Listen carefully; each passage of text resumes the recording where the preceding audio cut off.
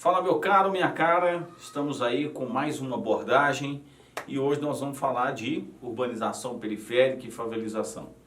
Esse momento em que estamos de quarentena, esse momento que o mundo discute a pandemia do coronavírus, nós vamos abordar a temática da urbanização periférica, que tem muita relação com os impactos dessa pandemia, nós vamos ver hoje. Mas antes de eu prosseguir com esse conteúdo, não deixa de se inscrever no nosso canal aqui, o canal do QI, para que você receba informações aí de qualidade com a nossa equipe, beleza?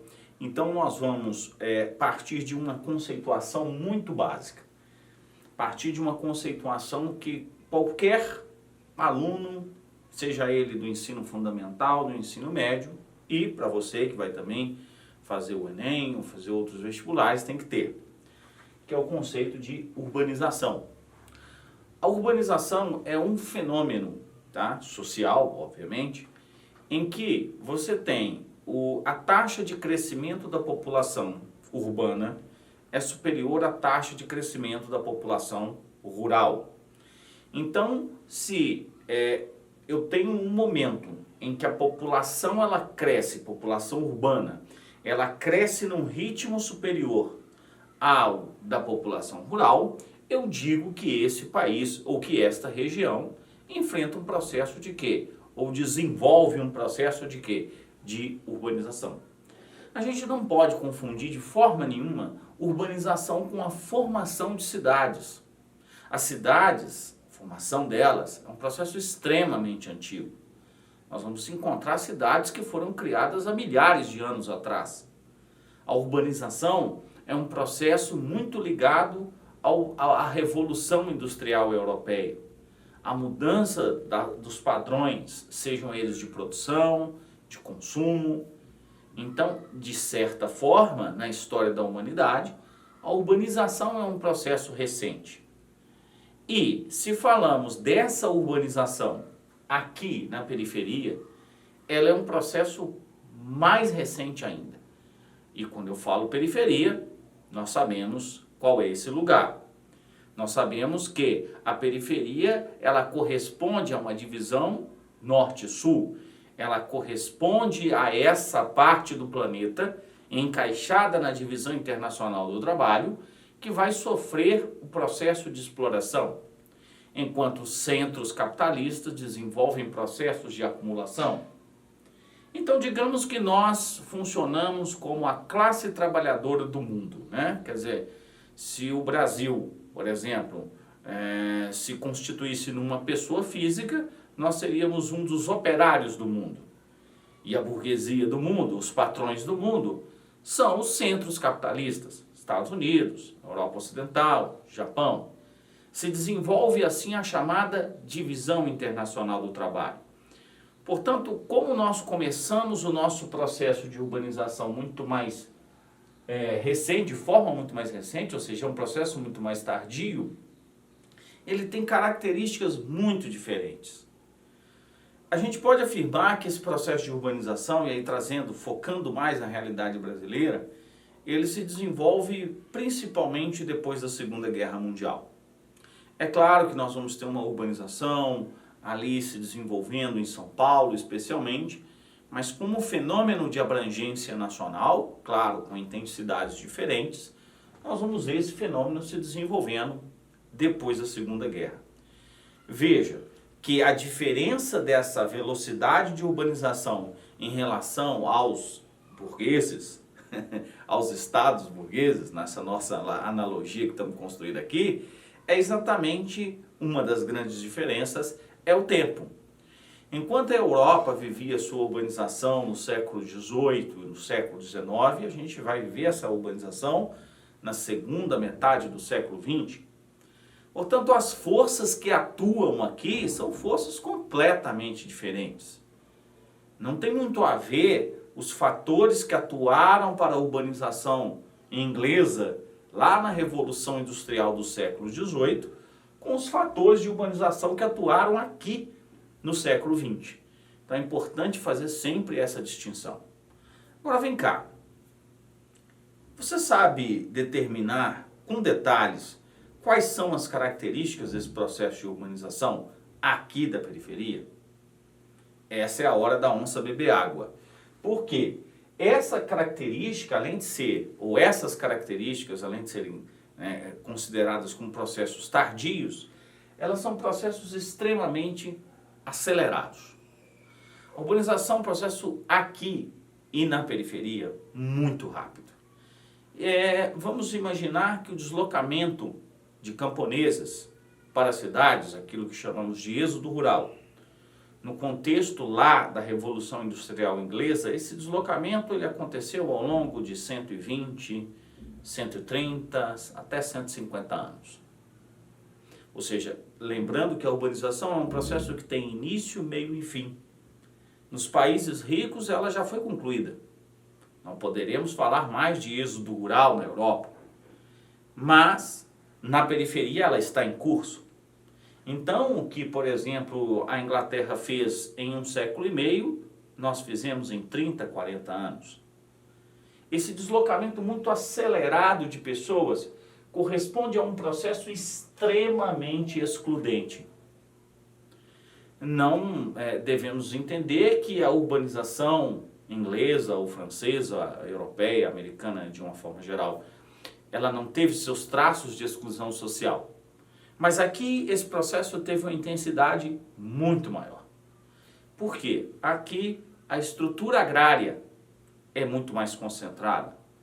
Então o acesso à terra é muito mais limitado, o que é um motivador para o êxodo rural. Por outro lado, você tem o quê? Você tem um processo de exploração desse camponês de uma forma muito mais intensa, exploração do seu trabalho. Por outro lado, você assiste a um processo de diferenciação regional cada vez maior. Como essa urbanização é muito concentrada, se desenvolvem grandes cidades e essas grandes cidades muito isoladas dentro do território, o que acaba agravando a chamada desigualdade regional. Então, todos esses aspectos, tanto o aspecto de ser um processo extremamente rápido, como um processo extremamente excludente, ou seja, apoiado num forte empobrecimento desse camponês, faz com que massas camponesas empobrecidas migrem rapidamente para um pequeno número de cidades. É aí, nesse contexto, que nós vamos ver o desenvolvimento daquilo que conhecemos como inchaço urbano ou também hipertrofia urbana. Veja que a hipertrofia urbana é o desenvolvimento, você que é marombeiro, você que é marombeira, quando você vai lá na academia preencher lá a sua ficha, nunca sei. E aí você vai falar assim, olha, vou desenvolver a hipertrofia muscular. Você vai desenvolver uma hipertrofia, um crescimento anômalo.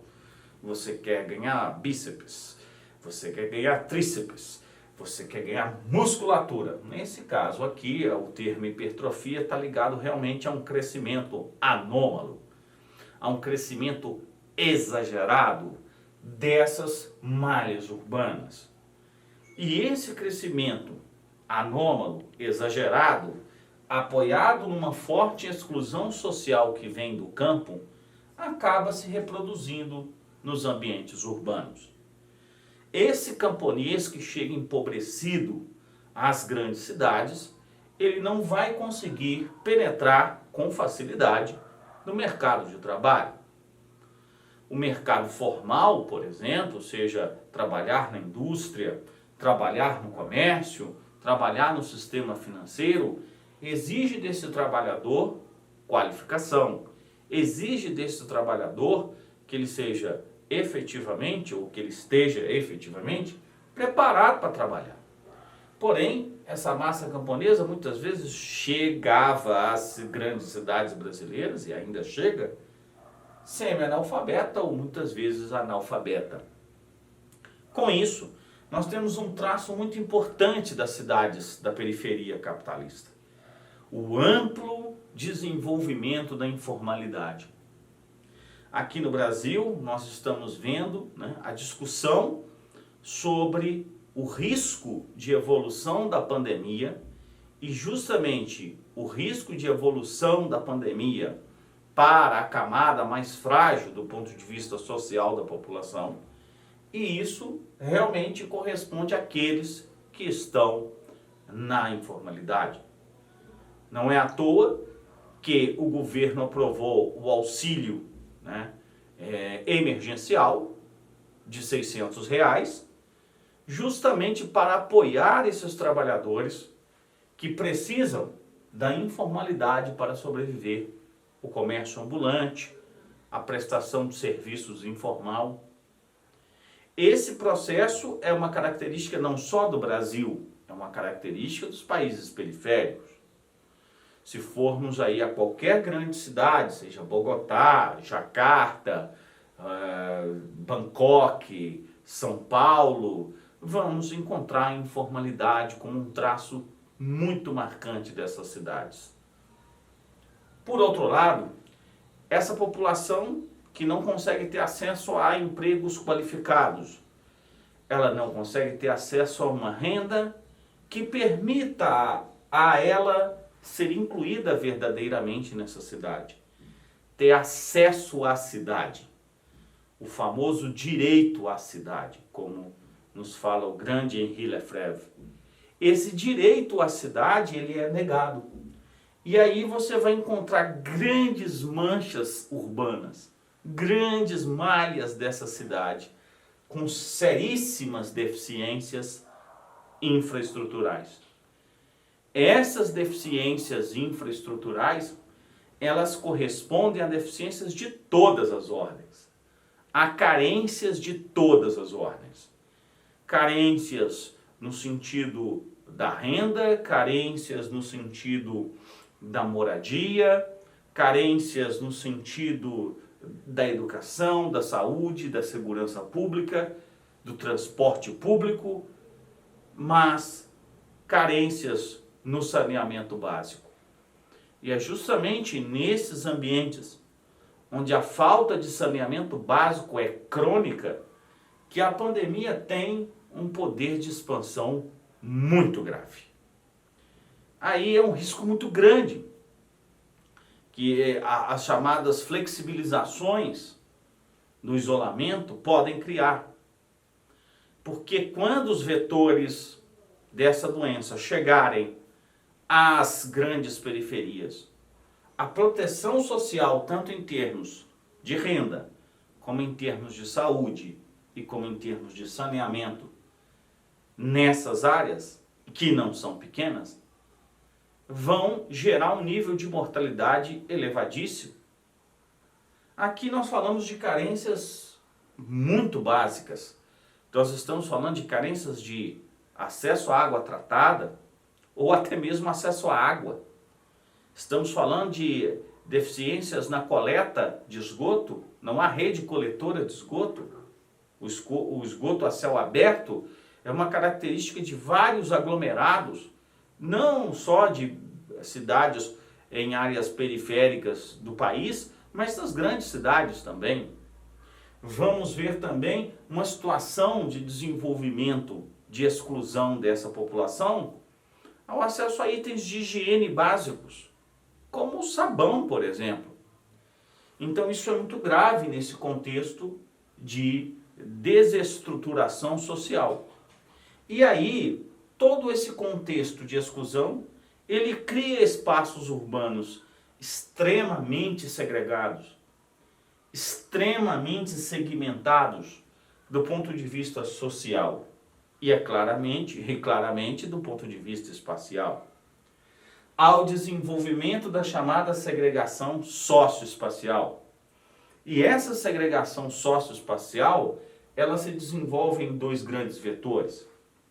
Veja que é um processo que se desenvolve. Imagine uma mancha urbana que vai se expandindo como uma mancha de óleo ao longo do tempo. É claro que no início das grandes cidades, como São Paulo, como Belo Horizonte, como Porto Alegre, não havia muita diferenciação entre o que era centro e o que era periferia. As coisas eram meio que misturadas. Com o tempo, os ricos foram se isolando dos pobres. Minto.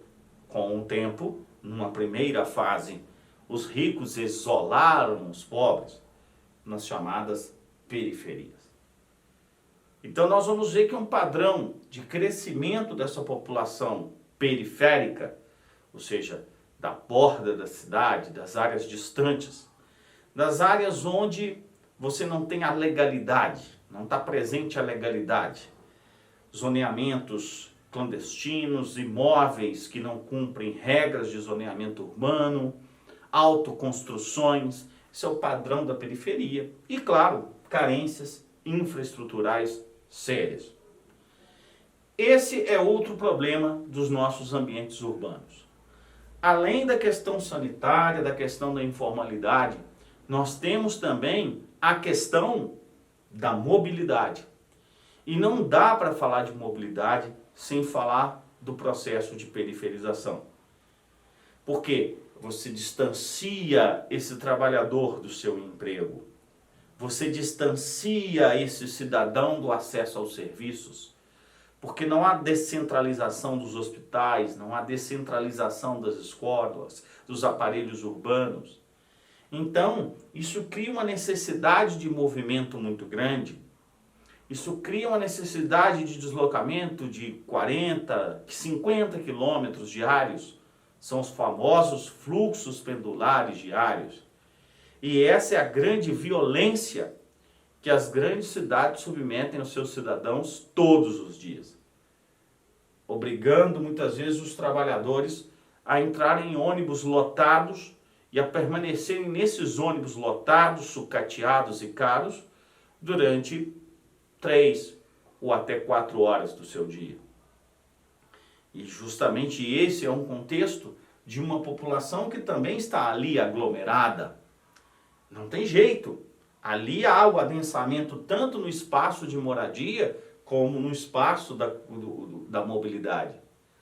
Então você tem o contexto da periferização. E muitas vezes esse sujeito que não tem a renda para comprar o lote em que, morando numa periferia distante, ele mora, de certa forma, muito distante do seu trabalho, e isso inviabiliza, inclusive, a sua renda, porque o custo do transporte pode corroer metade ou mais da sua renda, ele opta por, de certa forma, invadir, ocupar de forma irregular espaços que estejam ociosos, espaços que estejam sem apropriação por parte tanto do poder público como do poder privado. E aí nós temos a formação de cidades informais junto a essas áreas centrais, permeando os bairros de classe média alta. Favelas que formam os maiores adensamentos populacionais do Rio, de São Paulo, de Belo Horizonte. Santa Marta, Complexo do Alemão, Paraisópolis, Pavão Pavãozinho, Aglomerado da Serra, Brasília Teimosa, são nomes desses aglomerados.